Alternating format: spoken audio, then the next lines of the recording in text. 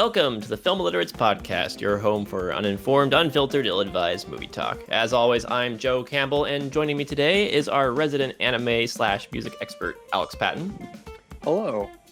And our resident light beer connoisseur, Nathan Stone. Hey, what's up? Nathan, can I have any brew I want? Dude, you can have any brew you want as long as it's the coronavirus. Oh! Yeah! Speaking of which, how's everyone doing? Staying safe? The country went crazy this weekend. I mean, I'm all stocked up on my toilet paper for now. Maybe I'll have a fort fight or something like that, trying to see how big of a pyramid I can stack with them. Because honestly, I don't think I'm going to be on the toilet for that long. I actually went to Costco the other day, and it was a madhouse. They had a sign up saying we're all out of toilet paper and we're all out of hand sanitizer and a few other things.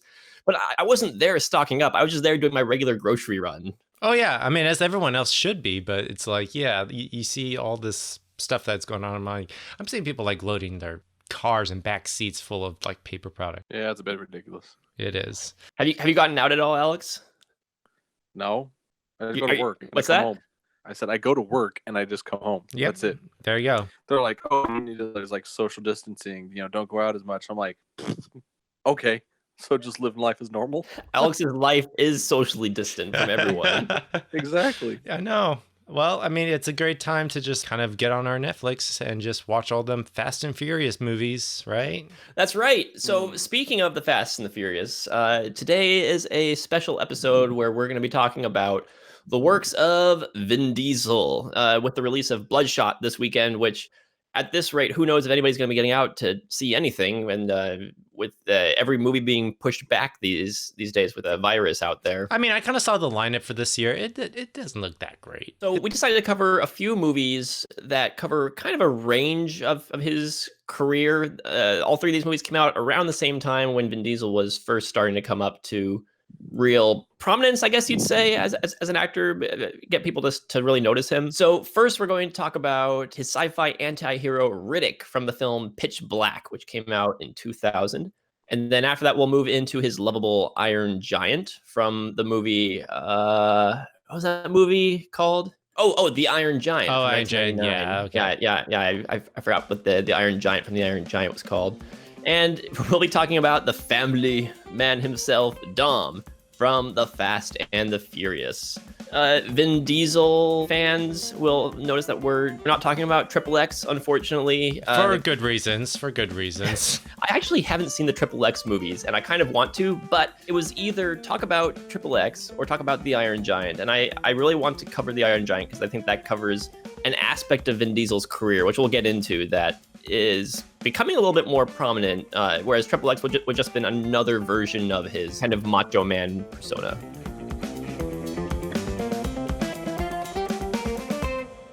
But first, let's talk about what we've been watching on our own. Nathan, why don't you go ahead and lead us off today? All right. Well, before I, wanted to make sure I got some movies in before the, big quarantine happened, I went and saw the new Pixar movie Onward, a fantasy world where two troll brothers have the chance of reuniting with their dad when one of them finds a spell to bring him back to life for just one day, but is only able to get halfway done with the spell. And they have to travel on this big quest to, find another gem to, finish off the spell so they can spend some quality time with their dad. This is a kind of like a brother bonding movie with, Chris Pratt and Tom Holland, kind of like being the two Peters from the Marvel Universe playing brothers in this. And they do a good job with the voice acting. They really have some good banter with each other, some good, run-off jokes with each other. It's an okay movie. I'm not saying it's like the best Pixar Disney movie I've seen, but it kind of falls in that same ballpark, like, Monsters University, where it has an interesting concept. It's able to kind of like pull you along with the story, with the characters, with a lot of the feels that they're trying to put in there. I think if anyone who's into Dungeons and Dragons or any World of Warcraft or any of those role-playing games, this is your kind of a bonding movie because there's a lot of jokes in there. I mean, they do a lot of Magic the Gathering jokes. They do a lot of like quest jokes, and have Chris Pratt we're going on a dangerous quest, and he's just really hamming it up, and it's fantastic. But I thought it was good. It was good fun. Okay, I haven't gotten around to seeing that one yet because I promised my daughter that I'll take it to her at some point. So we'll see. Like, because I would like to see it. You have anything else? Yeah, so I also had the chance of catching another movie that is now making its circuit here in the theaters, and that is the acclaimed 2019 French film, Portrait of a Lady on Fire. And it takes place in like the turn of the century of 1700s France, where basically she's a portrait artist who is commissioned to go to this remote island after this one lady has come out of the convent to wed off to a guy in Italy that she has no intention of marrying. And through it, she has to kind of like paint this woman's portrait in secret. And it turns into basically a lesbian love story. But one thing I did like about it is it's actually a very well-crafted movie on the process of painting. I kind of was drawing a lot of references to Ingmar Bergman's Persona and just the way the story is kind of being told, and just like seeing the dynamic of these two women bonding with each other and really kind of getting to know each other. But it's kind of an interesting movie, I'd have to say. It's not pleasant to watch at times. It's kind of pretty erotic as well. But I think it's just my own 2 cents. I enjoyed it. I think it's going to be kind of like one of those sleeper films. Like everyone's talking about it, but no one's really going to go see it. Yeah, I remember seeing trailers for this before it came out, and then obviously since it's come out, it's gotten quite a bit of acclaim. So that one's definitely on my list of movies to check out. Yeah, I will say go in kind of expecting some very difficult scenes to watch, not just because it's, lesbian love scenes or anything like that, but there's some scenes that kind of happen and it's like, oh, okay, I was not ready for that. Just because it does kind of paint this world where these women who are kind of forced against their will to kind of like live in a society where, what they do, what they say, how they present themselves is very scrutinized, and there's not a whole lot of liberty or freedom in it. And so it's an interesting kind of story like that. But I mean, if that's kind of like your thing, cool. Otherwise, I'd say, yeah, just take it what it is and just move on. Anything else? That's pretty much it. I haven't had a chance to sit down and watch The Mandalorian yet, but hopefully I'll get some time to do that this week. I mean, what else am I going to do? I'm going to be stuck in the house all day. You'll have plenty of time to watch stuff, I'm sure. I'm sure, yep. Alex? So I haven't been watching a whole lot new lately. Though on YouTube, I started watching kind of short series by a hip-hop producer called Kenny Beats. He has like a series called The Cave, where he invites different rappers over and he makes a beat, just a real quick beat for them, and gets them to freestyle on it. It's pretty fun. It's not so much about actually making the beat and actually freestyling and whatnot. It's mostly just kind of focuses a lot on the banter between whoever's in the booth with him and Kenny himself. So there's a lot of great little moments here and there. Like I think it was Thundercat was drinking like 4 yerba mates in like 20 minutes. Oh, geez. Which is insane. Yeah, that is pretty much insane. Yeah. So it's just funny little stuff like that. And you just get to see kind of like a little more of the rapper's personality mixed with Kenny's personality. And yeah, it's enjoyable. The freestyles themselves are ranging from not very good, like Lil Yachty, to something that should be actually its own song, which is like with Denzel Curry. Yeah, it's just a fun little series. The episodes aren't too long, so you can just burn through them real quick. There's not a whole lot of them. It's kind of just a recent thing that he started, but I'm enjoying it. Yeah, I'm looking at like the just the whole setup of it. It seems very basic. Like he just like has his GoPro just recording in his studio as they're mixing, correct? And it's just really that's all it is them just hanging out and just talking and mixing and singing. Yeah, like I said, that's really like kind of the best part of it. Honestly, is them just bantering. All right. Any good like mixes that you would recommend or episodes? I mean, you kind of mentioned Denzel Curry, but was there like another one that you said? Danny Brown's was good. Okay. Because Danny Brown's just a very rather eccentric guy. So that one's a fun one to watch. The Freddie Gibbs freestyle was actually good, but a little slim on the banter. Mm-hmm.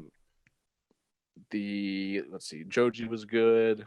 Thundercat was cool. Mostly you could see him like playing around on the bass, and like that's just cool to watch. He's insanely good at that. But you could really start with like any of her favorite rapper and just go from there, honestly. Cool. All right. Well, I might check him out then. Other than that, not a whole lot. Still got to keep up on anime, but the newest season for Destiny just dropped. It's called Season of the Worthy.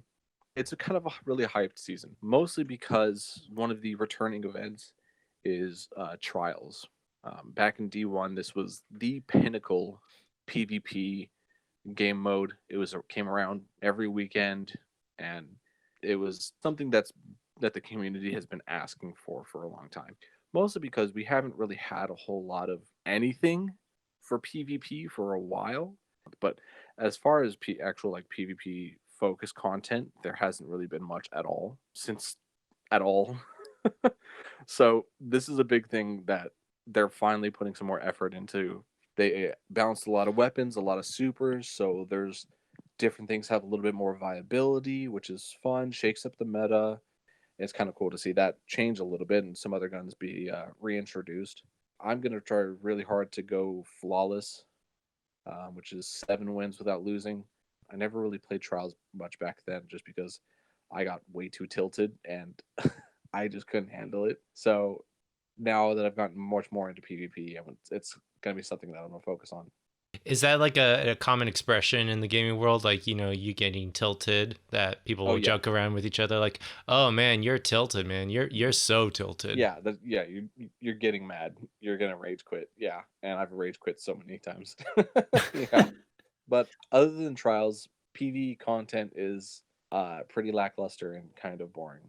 The idea of it's cool, bringing in an old like war mine computer that we've dealt with in the past and kind of making that the main focus. Yeah, like I said, that's pretty cool. But right now it's just very, very grindy and very kind of boring. So putting more time into PvP than leveling up and stuff. All right. But other than that, that's been about it. Awesome. Well, so I actually got out to the theaters last night. Mm-hmm.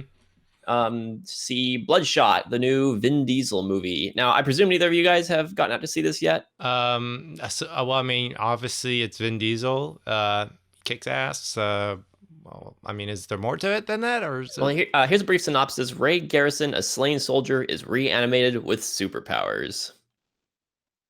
So there you go. That's it. Yeah, that's it. I mean, that's all. That, to be fair, that's all you really need. That's all you really do need to know. This movie is kind of an amalgamation of a whole bunch of other sci-fi stuff we've seen before. The 3 movies that kept on coming up in my head watching this were Memento, Vantage Point, and Elysium. I was kind of thinking Edge of Tomorrow might also play into that, doesn't it? I went into this thinking it was going to be like Edge of Tomorrow, and I came out thinking of it more like Memento, because Edge of Tomorrow is about a time loop, which if you go into this movie knowing the kind of the general premise, you would think, oh yeah, that fits perfectly.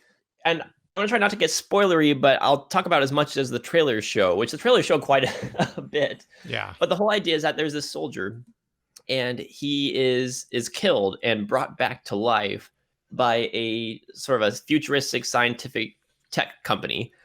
He remembers shortly after he wakes up that his wife was murdered by some guy, and he has like the internet uploaded into his brain so he can search and find anyone, anywhere, at any time. And so he goes out, kills the guy who killed his wife, and then the people who bring him back, Guy Pearce runs this company that brought him back. They shut him down, bring him back, they reboot him, but they mess with his memories. So basically, what they're doing is resetting him with a new memory of his wife being murdered every time they wake him up, with a new face of a guy for him to target. So he thinks he's going out to kill the guy who killed his wife over and over and over again. But in reality, they're programming him to go kill whoever they want him to kill. So it's an interesting concept. It's based on a graphic novel, which you can totally tell. And so a lot of it's really about a guy trying to reclaim his memory, which was really giving me Memento vibes. Also, maybe because Guy Pearce was in it too. Oh, Guy Pearce is in it. That's why I forgot about that. I've actually heard from some people who are big fans, I guess, of the graphic novel that they were kind of a little disappointed by this film just because it kind of missed the mark on a lot of things. that the original graphic novel was. I don't know for sure. I'm not read it, but that's what I kind of hear is the rumor going around. The movie was okay. It's fine. It's generally entertaining. The first hour or so really is the setup to the movie. I mean, the whole first hour is basically setting up this whole scenario. And if you've seen the trailers, you know the whole scenario. So you're just waiting for the movie to get caught up with the information that you have, because once you get to the point when you realize, oh, this is the thing that's going on, he's being rebooted, then the movie can really get going, because now you're going to see like, oh, how is he going to get out of this situation? How is he going to get back at the people who've been doing this to him? And that's what I was waiting to get to, and it took them an hour to get there. I know, that always seems like a low burn. You're going to lose like half your audience as a result of that. And so I'll be honest, I was starting to fall asleep in the theater for that first hour. And then once they hit that point when, oh, okay, now the story can really get going, then I woke up and I was really into it for the rest of it. Also, every once in a while, you'll run into a movie that does this, where there'll be a really awful piece of writing, and then a character will draw attention to like, wow, that was really shitty writing. It's a fine line between lazy and clever. Like, to pull something like that off, you really have to show your writing chops otherwise, and show, hey, I wrote this really crummy piece of writing right here, but that was purposeful, and let me prove it to you by having some really awesome writing over here. Because the whole first section of the movie is about them kind of orchestrating everything in his life, rebooting him over and over again, they have a lot of it scripted out, and they also have people who, like, they construct his memories like you're constructing a video game, which is kind of cool. You can see them like rendering in different assets and faces and that kind of stuff. Mm-hmm. But then they make jokes about how, like, oh yeah, that part's really cliched. Oh look, now you have Toby Kebbell dancing to Psycho Killer in a meat factory with pig carcasses hanging around. Oh. And then someone says, yeah, that's really cliched and dumb. And the character's like, yeah, it is, because I wrote it. Ha ha ha. It's not bad, but it never really rises above that either. Mm-hmm. But it also retroactively, even though the first half is supposed to be dumb and cliched, that doesn't make the movie any more fun to watch, because you're watching a dumb and cliched movie not knowing it's intentionally supposed to be that way. Oh, so it kind of seems like they kind of went the opposite effect with that, where it's like, yeah, we know we're being dumb, but yeah, when it's... Yeah, but it's, I mean, again, the movie is generally pretty fun. The second half is better than the first half. The Elysium stuff comes in when you do have like a whole bunch of people who have been augmented with different kind of exoskeletons and robot parts and all that kind of stuff. And there's just one guy who can log himself into like hook himself into different kind of robot arms. And it was kind of cool. So it's okay. Okay, it's okay. Next one I'm going to talk about is The Invisible Man, which came out this year, directed by Leigh Whannell. When Cecilia's abusive ex takes his own life and leaves her his fortune, she suspects his death was a hoax. As a series of coincidences turn lethal, Cecilia works to prove that she is being hunted by someone nobody can see. Yeah, I've actually heard people like reviewing this movie, and they actually said it's surprisingly, it kind of blew their expectations, just because this is the same guy who directed Upgrade. So kind of like they're expecting, oh, is this going to be schlocky? Is it going to be B-rated? It kind of goes in taking the subject really serious. Like, I've actually heard some good stuff. Like, it really messes with the viewer's mind to make you think, is he really there? Is this all in her head? Like, the way, I guess, like, it's constructed or something like that, it really does well with getting Elizabeth Moss's head. Yeah, this movie is great. Like, it's really legitimately great. It's one of those movies kind of like Train to Busan, where the genre stuff is really well done, like really well done. Right. Leigh Whannell, he uses empty space to the side of the characters, kind of like its own character, because The Invisible Man, like the movie isn't showy for the most part. You would think it would be, because Upgrade was all about that ass kicking and the effects and the fighting. But that was kind of like the subject, that was the genre that it was fulfilling. It's like, that kind of just action, uber violent. But like in this, you're right, it is a bit more of like using the empty space. That's actually one thing I've heard, is he uses that to his advantage, and it really does mess with you at times. The movie this movie reminded me the most of a lot of the time was Paranormal Activity, oddly enough, because a lot of times the camera would pan over, just look at like an empty corner, and your brain is like, is he there? Is he not there? Is something going to move? Is something going to jump out? Like, you have no idea the whole movie, and it's fantastic. It's very tense. But then there are a few moments, especially in the second half, where Leigh Whannell does go for it and does have fun and goes all out. There's a fight scene in a hallway which is just fantastic, and it is like something straight out of Upgrade, but in the vein of the tone that this movie does. Yeah, It really, it seems like what he does very well is he really, in knowing what the story is about, he really puts you in that space, and he builds up the tension that way. He builds up that investment. So that way, when he comes to that kind of a fight scene at the end, it pays off. It feels like a great payoff. And Elizabeth Moss is fantastic. This movie updates the story. I mean, the original H.G. Wells Invisible Man story, it's just completely off the table. This is doing its own unique thing, but it's doing a really cool, very frightening story where basically the main character is being gaslighted the whole movie. Pretty much, yeah. I don't know. I've actually looking at like Elizabeth Moss's portfolio of this upcoming year. I think her stuff is like the stuff I'm most interested. She's really kind of, ever since like, I guess The Handmaid's Tale, and even her days when she was on Mad Men, she's really kind of, rising up as like one of those A-list actresses. So yeah, and I like that this movie isn't glossy. And but what I mean by that is that it doesn't have kind of that Hollywood done up sheen to it. Like the actors look like they're not wearing makeup. Elizabeth Moss is just wearing just plain baggy clothes the whole movie. The sets aren't done up in any fancy way. It's all very grounded and feels lived in and kind of miserable and real.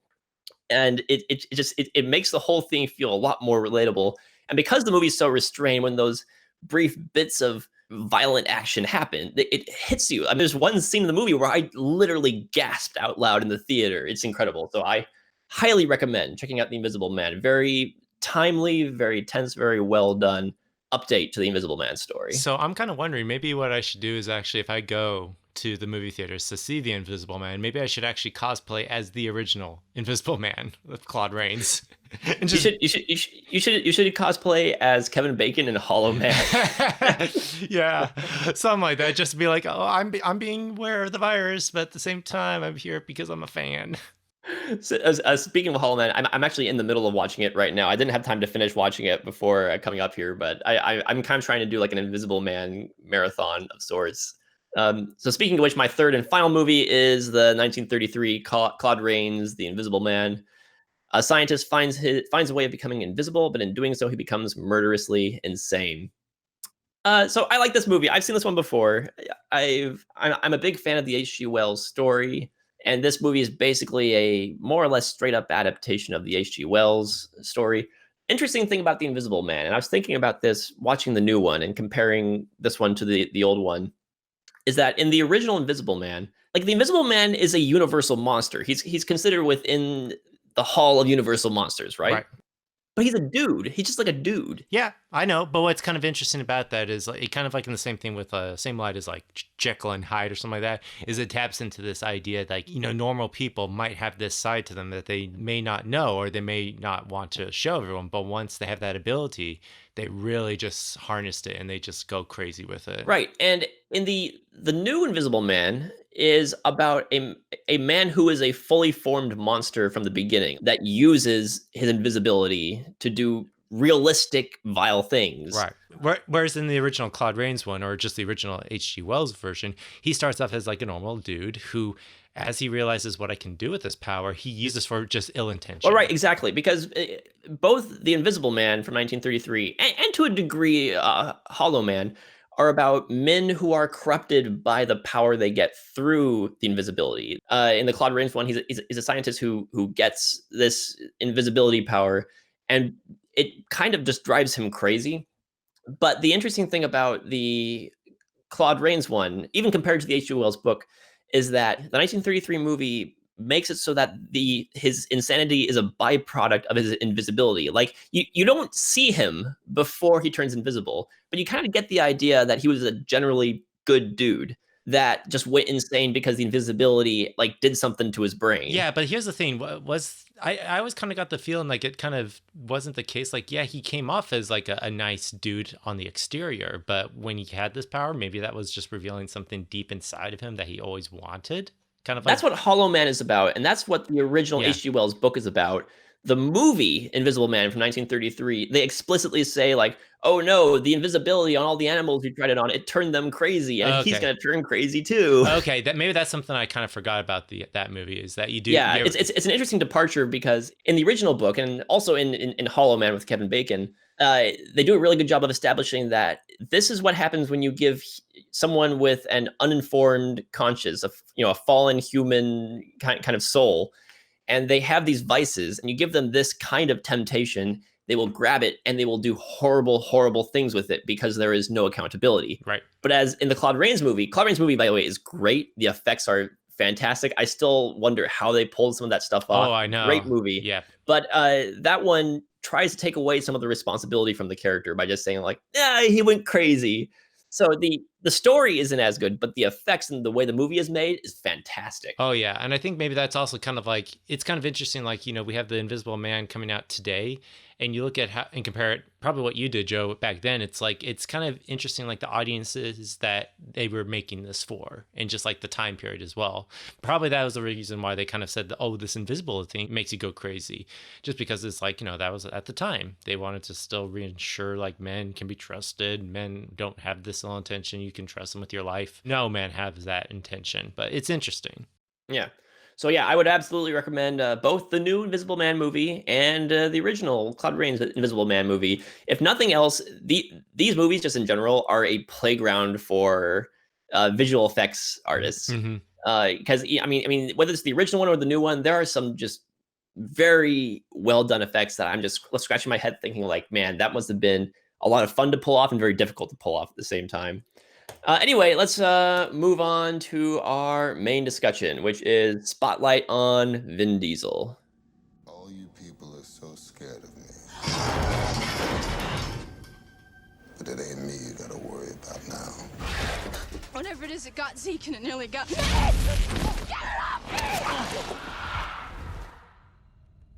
They seem to stick to darkness, so if we stick to daylight, we should be all right. 3 movies kind of span, I think, a variety of Vin Diesel's career. We're going to start this thing off by talking about Riddick from Pitch Black. Now, Alex, had you seen Pitch Black or any of the Riddick movies before today? I had not. No, never seen them. And I know what you're going to say. What did you think of Pitch Black? It was absolutely terrible. Alex, you were like texting us and like chatting with us on Hangouts, like saying like, man, the visuals here just make me want to vomit or something like that. Yeah, that's exactly what I said. It was just like the first like maybe 5-10 minutes, I just want to throw up. I will also admit, just like when they're outside on the planet that these guys land on, that oversaturated filter, or just like them like opening the iris that much, I'm like, okay, I'm kind of going blind at this point. This is too much. Yeah.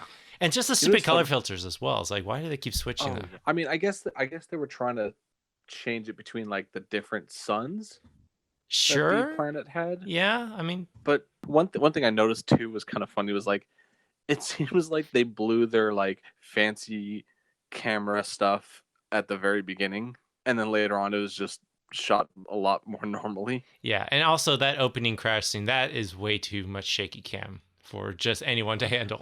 There's shaky cam, which can be fine, but it's like the camera operator was having a seizure the entire time he was filming like the first 15-20 minutes. Right. Yeah. And honestly, I think a big reason for why they get so crazy with the camera and building interesting angles or weird effects like that is because they were dealing with like a very small budget. Like I think this movie only had like 23 million for what it was going for, and obviously a good part of that was on the creature effects. So everything else was, they had to be very creative with how they could make this space or whatever sets they had available. Yeah, I mean, I feel like they could have done other things that would have conveyed it, but they went with what they went with. And but let's face it, there's only one cool thing that stands out in this movie, right? And that's, I'm at a loss. I don't know. Vin Diesel. I mean, we're talking about him, okay? Oh.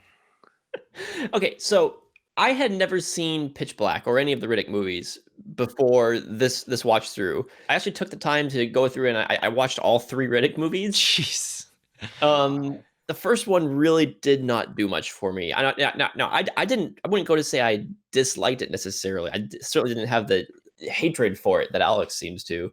But I did not like the style. I know the movie is very low budget, but it did have this kind of oversaturated, obnoxious look to it. I was kind of like, this is early 2000s. The action scenes, again, you could not see anything. It's all this quick cutting in the dark, and it's one of those things where like, I want to be able to see these alien effects because they look kind of cool, but I can't see doggone squat. It's really hard because I think the guy who directed this, I don't know. David Tui, he basically was given only just a little bit of money just to kind of like bring this whole concept of this world or this character to the screen. So, and this is kind of trying to start the franchise. So, Yeah. I like the idea that it's trying to set up this kind of new unique world. I like the creativity, and this is something that kind of bleeds into maybe more from my appreciation of the sequels, because I like the Chronicles of Riddick and the third movie, which is just called Riddick. I like those two movies a lot better because it did open up and expand it into this kind of bigger universe, and you get to see what he was going for. He was really trying to make his own kind of little world building project with all this kind of sci-fi and fantasy and magic and technology all thrown in together, which is a cool idea. But this movie is not a great showcase to begin that on. No, I mean, if anything, like the one thing that I think they get right in the first movie for Pitch Black is Vin Diesel playing Richard Riddick. I think his introduction, this guy who's just like, okay, you remember that scene where he's like trying to get his arms out of like the, being tied to the pole, and he just like reaches up and dislocates his shoulders just to do that. Okay, I mean, already kind of after that, I'm kind of sold on this guy. I want to follow him. I want to see what he does more of. But really, that's kind of like the big vehicle that's selling this franchise is Vin Diesel becoming this character, really bringing his philosophy to the table, and just like how he is this kind of anti-hero who everyone disregards or wants to put down, but he's the only one who uses his instincts to make it through to the end. Yeah, that's what I love about him in these movies, is that the concept is really goofy, and the movies themselves are very goofy movies. But he plays it so straight, and he doesn't play straight in a sort of like in a way that he doesn't seem to understand that they're goofy. No, he knows what kind of movies these are. He is just all in on that. He says, "All right, I'm going to be kind of the growling badass that kills aliens." Mm-hmm. And has a one-liner for everything. It's going to be a dumb one-liner, but I'm going to sell the hell out of it. And I think that's one thing that Vin Diesel is really good at, is selling silliness that's done in a very serious, macho way. Yeah, he kind of falls in the same vein as like Dwayne Johnson or even just like Bruce Willis. Like, you put them in any kind of a movie, they're going to sell it, and they'll bring their own like straightness to it, but they'll know when to ham it up, when to put a little bit of jab or wink to the audience or nod here or there.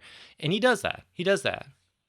Well, the interesting thing also about, because the difference though is that Dwayne Johnson smiles and winks at the camera, and Dwayne Johnson is kind of like, yeah, I'm in on the joke. Vin Diesel is acting like, no, there is no joke. I'm going to sell this to you. Right. Yeah, no, exactly. Like they're kind of both opposite in what they do, but they still have that kind of just factor that just, people will be drawn to that, and they'll be, oh yeah, we're on board with this guy. Yeah, and I think Riddick is the perfect example for Vin Diesel out of the movies we're going to talk to today.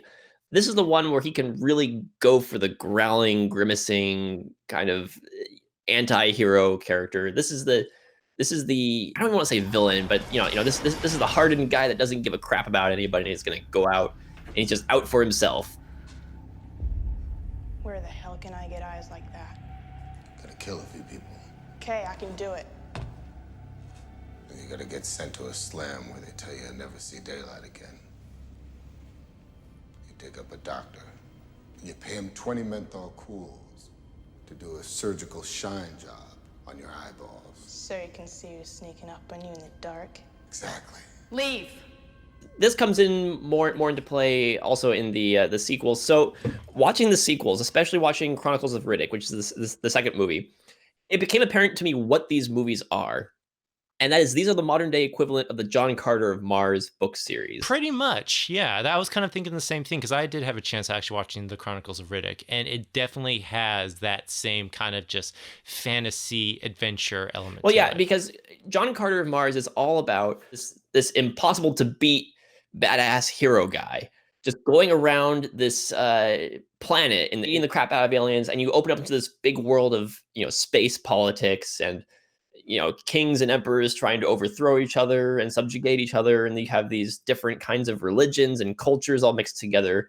And these movies have a lot of that. You get a little bit of that in Pitch Black, where you got the the was his name Imam? Yeah, Imam, as they're trying to basically make their way to, was it New Mecca? Like they're on this weird pilgrimage or something like that. Right, and then you also have the guy who's the the collector, the archaeologist kind of guy. And Yeah. you have this collection of people where you feel like they're all from different parts of a very big universe, and they all have their own backgrounds and religions and cultures. Mhm. But then Chronicles of Riddick comes in, and all of a sudden you have the necromongers, and you have this whole army nation of kind of undead zombie people. But then you also have New Mecca, and it has its own look and culture, and it combines turbans with space guns, with giant statues, and all this crazy stuff. But at the center of it, you have just kind of this brute of a man who is all just brute force, and he's just forward momentum is what he is. But then you get into the third movie, and that one all of a sudden doubles down on the, oh, this is a John Carter of Mars Mhm. book thing, because the third movie is the first like hour of it is just him beating the crap out of monsters. Yep. And like a whole myriad of different kinds of monsters, and they got these creative monster designs. And he's either training, taming monster dogs, or just slaughtering alien scorpions and all this crazy stuff. Yeah. And the second half is just him taking out mercenaries who are trying to take him back. Right. So yeah, I love the idea of these movies, and I love the fact that each movie is grounded by a very consistent character who is just a simple guy who all he knows is how to kill his way to the top. But he's surrounded by this bigger, wider world. Yeah, and I think that's kind of something that I think is really kind of interesting. I was taking note of this. It's the same reason why I think like we like characters like Han Solo or Indiana Jones, or even just like, well, anyone that Harrison Ford might play, or just they're pretty solid in who they are. And just like, let's put them in many different world scenarios and let's see how this person is going to respond to that. Riddick is the same thing. You have a grand variety of a universe and all these different world building scenarios that you could put him in, and it is just a matter of like throw him in an arena with a monster, or throw him in with a bunch of baddies who want to kill him, and let's see that kind of be as like how we navigate through this universe. So Alex, not having seen the sequels and hearing what Nate and I have been saying about kind of the world building aspect and the way that Vin Diesel's character fits into these, what are your thoughts seeing him in Pitch Black and just kind of his performance in Pitch Black compared to what we've been talking about? I mean, honestly, I'd be lying if I said I wasn't tempted to watch the other movies, if only just kind of to laugh at it. Yeah, like whether or not you actually legitimately like them. Yeah, they are very entertaining movies, and they are very silly, goofy movies. You definitely can't take them seriously. It's definitely like, there's a lot of fun, and you get what you get, which is Vin Diesel kicking ass in a sci-fi universe with monsters. So Pitch Black aside, though, kind of the aesthetics of Pitch Black aside, do you have any other thoughts about the way Vin Diesel works in that movie, Alex? I did not like his character, to be honest. Like he kind of played, like you guys were talking about, he played it totally straight, which was kind of annoying to watch, just because he's dealing with all these ridiculous one-liners and different things that he does, and he's just playing it like he's the cool, edgy, atheist kind of guy who's gonna kick your ass, and it just got so boring. And part of the reason why I think I like the way he played that was, I mean, it might just come down to kind of the sense I get of Vin Diesel just from watching some of his other movies and around this, and reading about how nerdy he actually is. And I kind of get the idea that he's just kind of having fun with the material. But I could understand watching it and being really annoyed at him and like, oh, who's this big hunky guy? He thinks he's the coolest guy around. But then I see stuff like, there's that one shot where I think someone in Pitch Black where someone's talking about like, oh, he could be anywhere. And the camera like zooms and he's just sitting in the background. Like, oh yeah. I love that. He's just drinking. I know. It's like, he could be anywhere. A guy shoots someone by accident and it's like, I thought it was Riddick. And he dips down, reveals him. I'm like, what the heck, movie? And that's the kind of stuff that I love is that I like that Vin Diesel sells that kind of stuff. Like it's silly, it's over the top. But it's just like he is going all in on this kind of, I'm the cool guy and I'm going to say some cool line after I, chop someone's head off every single time and you're going to enjoy it. Well, let's move on to a very different kind of Vin Diesel movie. And this is one I want to talk about because it gets into kind of a different aspect of his career, The Iron Giant. Right. Some assumed it was a large meteor or a downed satellite. This is no meteor, gentlemen. This is something much more dangerous.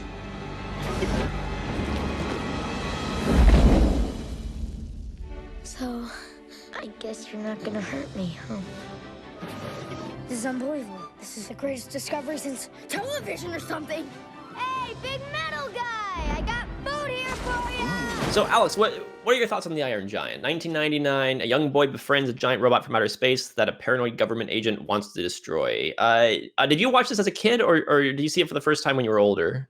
Oh yeah, I watched this as a kid. Yeah, it's an absolute classic. I love this movie. It's something that so many people have grown up with, and it's something that so many people can still look back on fondly, just because it's such a good movie. Yep, I don't know of anyone I can think of off the top of my head who hasn't grown up with this movie. This is like, just at the end of like a era of all these 2D animated films, and this was like one that wasn't Disney, and it was its own thing, and it just stands out. Did you know that Vin Diesel was in this? Yes, I actually rewatched it just last night. I think I watched it a little when I was a teenager, and I think that's when I kind of found out that he was actually the voice of Giant. It's so funny. I talk to people and they're like, "Wait, Vin Diesel's in that movie?" I'm like, "Yeah, he's the voice of the Giant." They're like, "Really?" I'm like, "Yeah, listen to it again." And that threw me for a loop because I hadn't really seen much of his movies prior to finding that out, so I didn't recognize his voice. But as soon as I found out about that, watching it again, I was like, "Oh yeah, no way, that really is him." You can definitely pick it out. Yeah, you kind of like, probably back then nobody still knew who he was before. This was way before he did Riddick and before he even did the Fast and Furious movies. He's still an unknown. Like, I think before this he'd only been in a few movies, and he was in Saving Private Ryan, and then suddenly he gets this gig and you're like, "Oh, that's a very unique voice." Yeah. So I watched this movie when it came out when I was a kid, and it honestly didn't leave that much of an impression on me, and I don't know why. But because I watched it then, I thought, oh, it's okay, it's fine, it's a good movie. And over the years, seeing people, hail it as this 5-star masterpiece of animation history, I've kind of had this grudge against it as like, well, the movie's good, but it's not that good. Rewatching it this time, I was wrong. This movie is fantastic. I was nearly brought to tears watching this movie this time. I think I was kind of watching it again, and I think, when I first saw it, it definitely it hit me in the feels. I thought was kind of interesting when I saw it as a kid.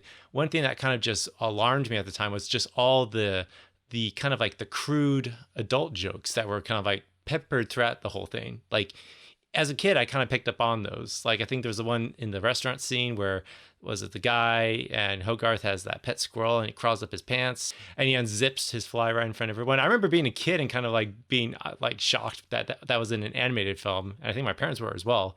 But it's those kinds of things that made it stand out. But watching it again, I don't know, there's something about this time around which I was noting that it has an interesting sense of humor and the timing is interesting. But there's some things where I guess the way it's drawn, it didn't work with me as it did when I first saw it. And I can't pick certain moments, but it's like there's just the way, maybe it's just how it's drawn that it just stretches out a little bit more. But then there's parts that it's great. Like when, as if the kid is trying to distract his mom, he chucks a penny into the kitchen and it takes on an entire shelf of dishes. Yeah. See this? This is called a rock. Rock. Good.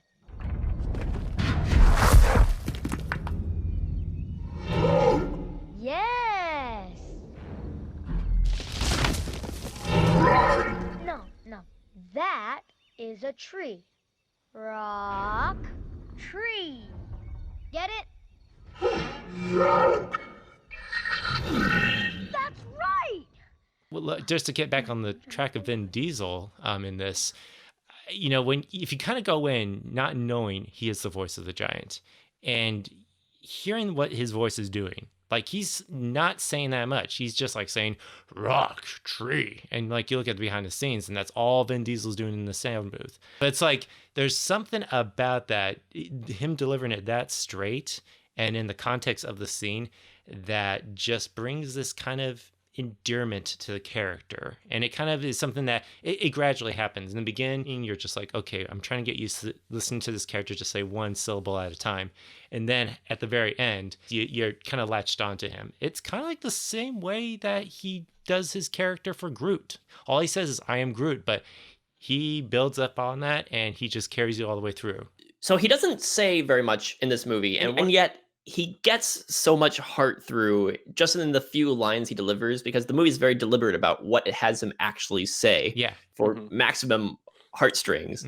But the interesting thing is that watching this, knowing it's Vin Diesel, you can absolutely hear his voice in it. And usually Vin Diesel's voice is one of the things that I noticed first in the movie, because he always has that kind of mumbly, growly thing. Watching Pitch Black, honestly, that opening monologue, I had no idea half the stuff he was saying. I had to turn on subtitles. Right. It's so like deadpan and like monotone, like there's no inflection at all. And I think that is the reason why it kind of works for the Giant in this case. Yeah, so that his inflection works really well for the Giant, because he is kind of had this gravelly, low voice, and he talks very monotone, but he's speaking very clearly. He's not whispering anything. He has a handful of lines, and you really need to know what he's saying in those moments. Right. But the reason I want to talk about Iron Giant as opposed to Triple X was because this movie is interesting that it kind of introduced him into a world of voice acting. Yeah. Which, I mean, again, talking about the fact that in a lot of his movies, he kind of whispers these lines, and I have a hard time understanding what he says. It's interesting that he would go on to do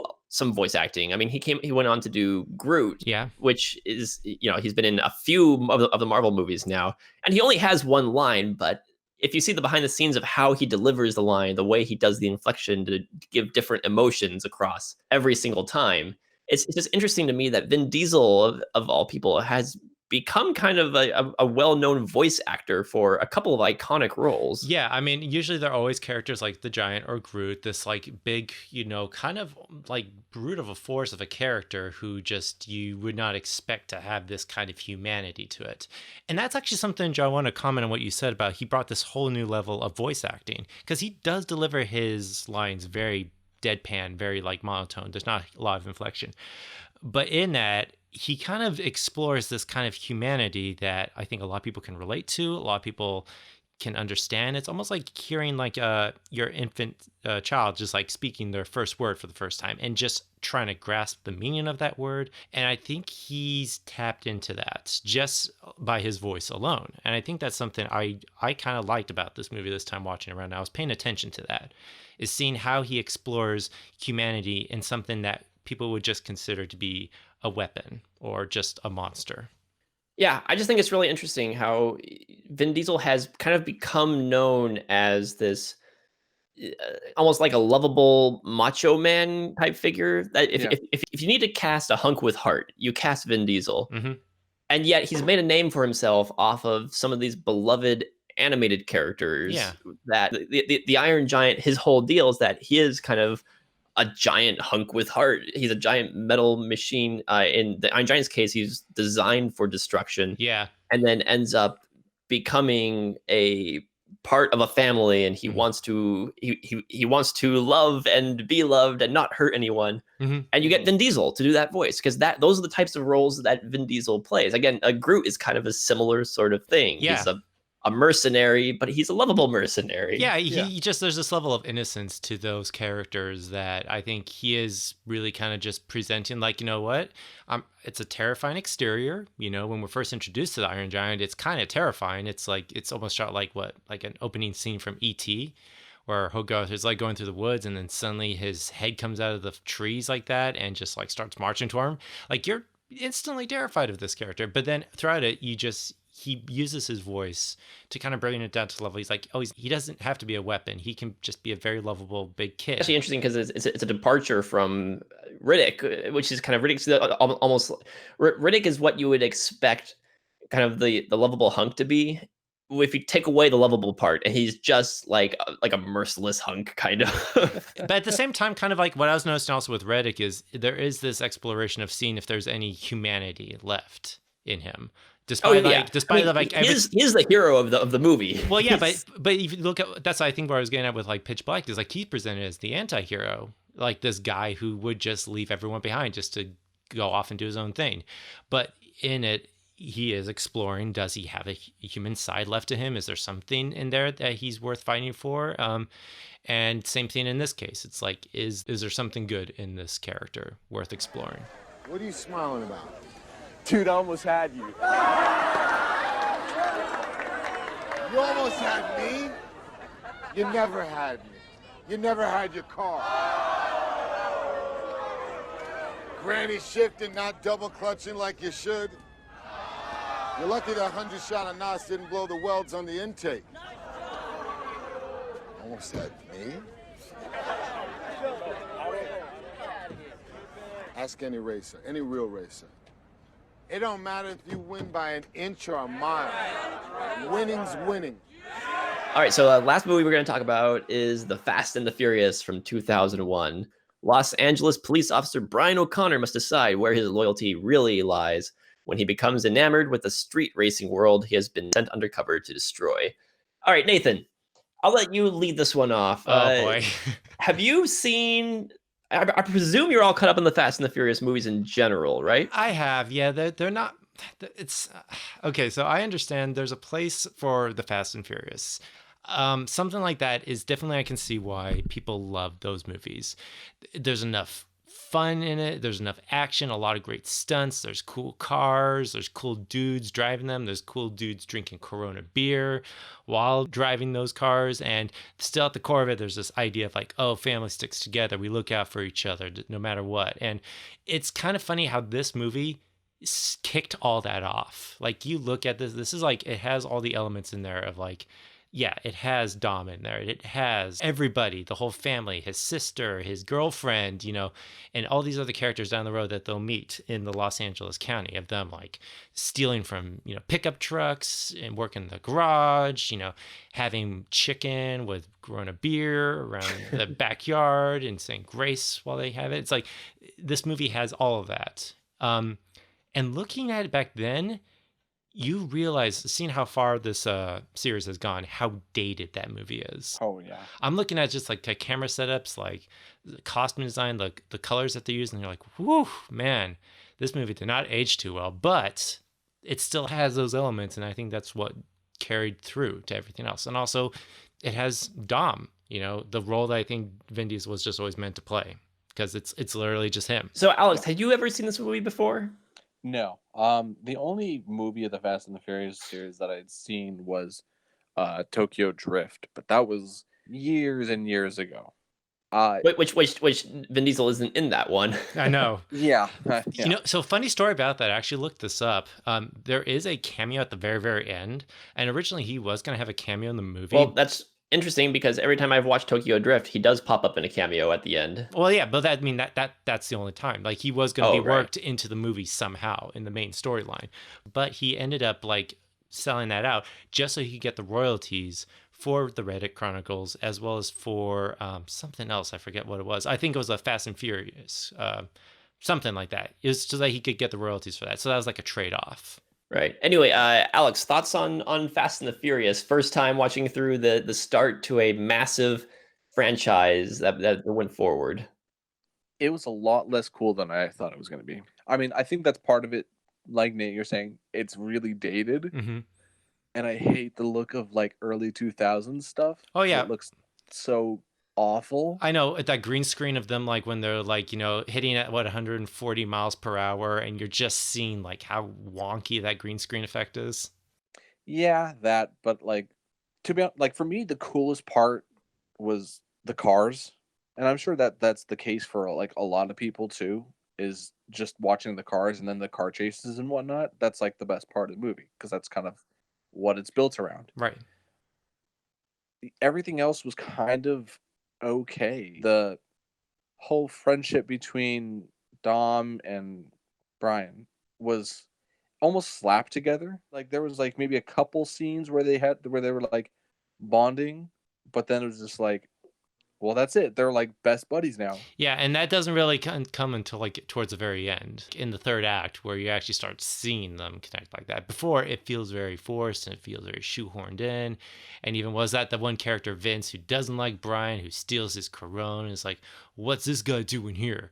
Getting tuna again? The tuna sucks here. Also, Brian orders tuna with no crust. What is he, a child? Well, that's pretty much the joke of it. Is he's supposed to be like, oh, he's the kid of this group that wants to be welcomed in. Ugh. Yeah, it's a bad joke. It's a bad joke. I never actually really thought about that. Do we see Mia cutting off the crusts? She does it off screen and then hands it to him, I think. I need to pay attention to that next time. This is my third time watching this movie, so this movie, it's kind of a garbage movie. Oh, well, yeah. You kind of have to go in expecting that and willing to accept that, because yeah, you're gonna not enjoy this movie then. Yeah, I would agree that you kind of have to accept it because it is dated. It is very cringeworthy. It's not entirely not entertaining. I mean, it's kind of the charm of watching this movie, I think, comes from knowing where the series goes and just wondering, baffled, how the hell did this series continue after this movie?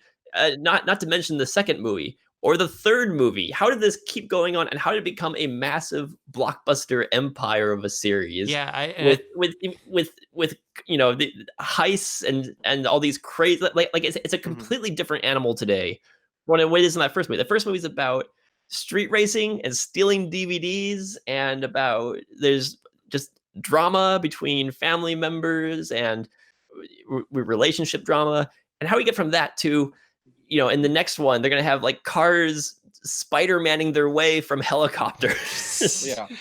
I think that there's only one reason why. It's the whole crew. I think the crew is what sells you on it. It's like, yeah, we don't care how stupid these stunts are or what the whole scope is. We want to see Vin Diesel, we want to see Paul Walker, we want to see Michelle Rodriguez all back again, and we want to see them, together and just doing their shit. And I think Vin Diesel playing Dom as he does is one thing that just like keeps you going. He presents himself as this, hard guy with a soft heart if you get to know him, but he has he'll willing to do anything for family. And I think there came a part like towards the very end where you start seeing that as Vin Diesel's bringing that out. Like, he's not trying to ham it up, and he's not trying to do his Vin Diesel like smirk or just like straightness to it. There's parts where he actually can, he evokes some, relatability. Like, there's this whole scene he has with Paul Walker's character in his garage talking about his dad and the car that he will never drive. And that's just a great opportunity for Vin Diesel to act to his strengths. That's my dad. He's coming up in the pro stock car circuit. Last race of the season. The guy named Kenny Linder came up from inside in the final turn and clipped his bumper and put him into the wall at 120. I watched my dad burn to death.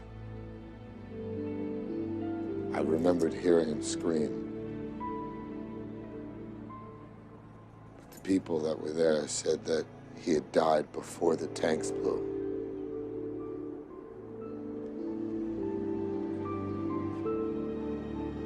They said it was me who was screaming. And I think the reason why that works well is, like, as we were kind of talking about, like, all of Dom's values of what he stands by. Family comes first. I work with cars. I love the cool stuff. I love joking around with the boys. I'm into the cool action stuff. And I love, that line he says, like, when I get that 10 seconds of just drag racing, I just feel free. It's like, he brings all that to the table. And I think that's what people all like about Dom. That's what people, all audiences who love and fans of this franchise love about Dom, is that what he stands for, because it ripples. It's like, he brings it to the table. And I think in a way that's what Vin Diesel's all about. Because kind of funny story, just to, kind of give you guys some trivia, how Vin Diesel actually kind of got into acting actually when he was in LA was he actually broke into a community college theater to vandalize it, and the teacher caught them. Instead of like reporting them, she kind of gave him a script and $20 and said, come to the first class this Tuesday or something like that. And so there's a little bit of like history, I guess, with Dom's character that Vin Diesel's bringing to the table here. Is like, that is kind of like his story. He's kind of showing how, yeah, you can come from any background, whether it's, in the bad streets of LA or, some far off planet. You can you make yourself into anything you want. And I don't know, I guess that's why people love about this series, is him playing Dom and how Dom is really just Vin Diesel. Well, that's the interesting thing about watching this movie now is that you look at something like Riddick, and you can tell that Vin Diesel is just having fun. He's growling his way through one-liners and kills. In this one though, especially looking at the series going into the future, and you kind of get the idea that Dom is Vin Diesel's baby. This is the one that he's kind of cultivated, and this is his character from the core, and this is the one that he really cares about, and he cares about his image. I remember the first time I watched this movie, that was back when I think Furious 7 came out. I had never seen a Fast and the Furious movie, and I watched them all from the first to the seventh one at that point. And knowing that he was in these movies and he was kind of a father figure to all the characters, this whole movie is about whether or not Dom is a good guy. Like the whole movie is about questioning that. Whether he is a brute who just beats the crap out of people, or is he a kind, loving guy who really cares about people? So this character, when he first comes in, he's a real mystery. When you first see him walking in during the sandwich scene, and Mia calls him in, the first thing you see him actually do is break up a fight, and you get the idea that this character is supposed to have kind of power behind him. He's like the leader wolf of the pack. Yeah, right, exactly. So it's interesting seeing where he eventually goes, but knowing that, watching this movie, you know that he's a good guy. But the movie's whole question is about, is Dom a good guy? And Vin Diesel plays that very well. Yeah, and I think that's the reason why it works so well, I think, for the story with him and Paul Walker. Because Paul Walker, he plays this undercover cop who's trying to bust these guys who are stealing, just making these hits. And he's kind of like working his way into Dom's crew to kind of infiltrate, like, I believe it was the Chinese gang. That's like, they're kind of like arch nemesis. He's just trying to figure out who it is that's ripping the trucks off. Right. I mean, he is, but at the same time, he also kind of figures out, oh, Dom also does his own little hits from here and there. There comes a point where I think where at the very end, Dom and his crew are trying to help one of their family members just like get out of this big issue. He bet his car in, was it the race wars? And he's like, well, we're gonna have to steal, and we're gonna have to, get him out of this jam. It's like, yeah, he kind of learns, okay, Dom's not necessarily as clean as he turns out to be. He gets his hands dirty sometimes. No pun intended. Yeah. But I think that's also what we're exploring is, yeah, Joe, you're right. Is he a good guy? Because when the truth comes out, when Paul Walker reveals what he has been doing this whole time, you see this just look of betrayal and just anger in his face, but also just realizing, Paul Walker came through to help my family. How do I deal with this? Where's Leon and Letty? They're long gone. Then it's over. I didn't call the police, but don't punch me! Put the gun down! I swear to God! You are the cop! You're a cop! Brian, I gotta find Jesse before they do. I'm all the kids got. I'll call in the plates. PD will pick him up way before Johnny even gets near him. So, Alex, what do you think about this character compared with the Riddick character and how he works in this movie? I like him a lot better. I mean, I like these. I think the story works better with this character, because he does still kind of play the real straight kind of character. But with this one, it allows him a little bit more fun. He can kind of crack jokes and be a little bit more witty. With Riddick, he was more just straightforward and real edgy.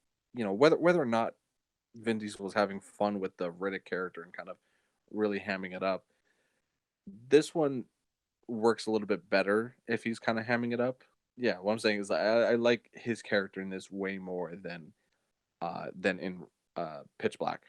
Yeah, it is interesting to me, Alex, because what you said about him having more fun with Dom and kind of playing it too serious with Riddick, and I get kind of the opposite impression. But that I wonder if part of that's because my perception of Riddick is more from the sequels, and then thinking about Pitch Black, I retroactively put the version of him that I see in the Chronicles of Riddick and the third movie into the Pitch Black, because when I see him delivering lines like he does in the third movie, like the quickest way to a man's heart is between the fourth and fifth rib, like stuff like that, and I'm just like, man, he's just having a blast with this kind of stuff. Whereas I watch Dom and I think he is having fun, but I almost feel like it's a more subtle performance from Vin Diesel, and it's there's more layers to this character. Like it's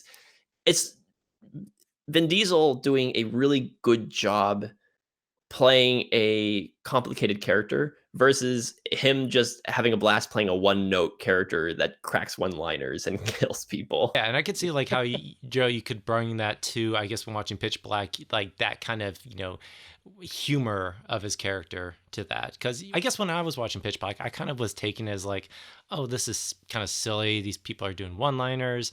They're all on a planet. Aliens are going to kill them. It was kind of still goofy, even though like they are trying to act all tough. But either way, I think that's just the charm about Vin Diesel, is that he can just work that into his characters or the whatever franchise he's on. So, do you guys have anything else? Any other thoughts on Vin Diesel as a whole? Any of these three movies before we wrap up? Well, I mean, I guess one movie that we have kind of overlooked that is also just how he's all about family and his image is The Pacifier. Can we just look back on that movie and just how a wonderful family film that is? No, we're good. We're good. I actually don't know if I've ever actually seen that, and I very well might have, but if I did, I completely forget it. I mean, I think you could show it to your daughter. It's PG. It's it's the Disney-fied version of Dom. I saw that ages ago, and I think I'm kind of glad I don't remember anything from it. Mm-hmm. I mean, I guess any of these actors have like their low point. I mean, Dwayne Johnson, what was he, the Tooth Fairy or something like that one time? Oh yeah, he was. They all hit that point. I was just scrolling through. By the way, I just wanted to mention this. I just scrolling through Vin Diesel's filmography on IMDb, and I came up on something called D and Diesel. That's right, because he's into D&D, isn't he? Yeah, where apparently The Last Witch Hunter, that movie he was in, I don't know if you remember that movie. Supposedly that was based completely on his D&D character. Is that really? right? I mean, that's what I heard. I'm gonna have to fact check that, but you might be onto something there. I don't know. Did we also talk about? I guess was it the Chronicles of Riddick, how he got Judi Dench into D&D as well?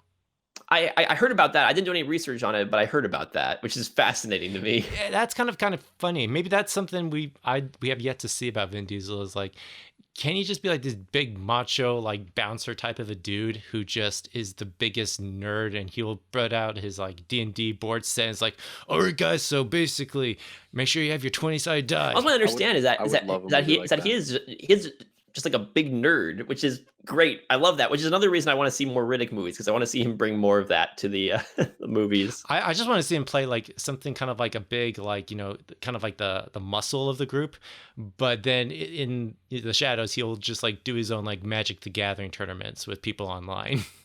Yeah, like he's the muscle of the group, but he's also the DM and is running like 5 different campaigns. And he gets frustrated. Like that's the one thing he gets frustrated about, and punches holes in the walls. Like, I can't deal with all these gremlins. Alrighty, with that, I think that will wrap up this episode of the Film Illiterates podcast. It's great. I'm looking forward to seeing more what he does. He's a good guy. He's a good actor. I want to see more nerdy stuff from him. I'm more interested now to check out The Last Witch Hunter than I ever was before. Anyway, Alex, where can people find you? You can find me on filmliterates.com. We've got a bunch of old, not only podcasts, but a bunch of old Film Illiterates episodes where we talk, but kind of do shorter forms of essentially this. Other than that, if you want to keep up with what I'm listening to, because always checking out new and weird things, I'm on Rate Your Music under Half Scrim. I'm under Letterboxd on the same name, and Twitter at Alex D. Patton. Nate? Oh, well, you can find me here at filmilliterates.com doing these podcasts and videos with these guys. I'm also on Instagram for Nathan_Stone_films, and I'm also on Letterboxd as Ivan Claysberg. So feel free to come and check out what I've been watching. And you can find me and our videos on filmilliterates.com. You can find us at twitter.com/filmilliterates. And you can see what I'm watching on letterboxd.com/film_illiterate. That's it for now. Keep watching Vin Diesel movies and keep it easy and stay safe out there. Everyone bunker in, stay away from sick people, don't go out if you're sick, and make sure you're stocked up on toilet paper, because that is what's most important in the world. And honestly, if you have any idea of catching Corona, make sure it's just a Corona light beer. Ew. There you go. Stock up on Corona, but make sure it's the right kind of Corona. Exactly, as well as on your Netflix account, so you can watch all those Fast and Furious movies. And The Last Witch Hunter. And the last, every Vin Diesel movie. How about that? Alrighty, keep it easy.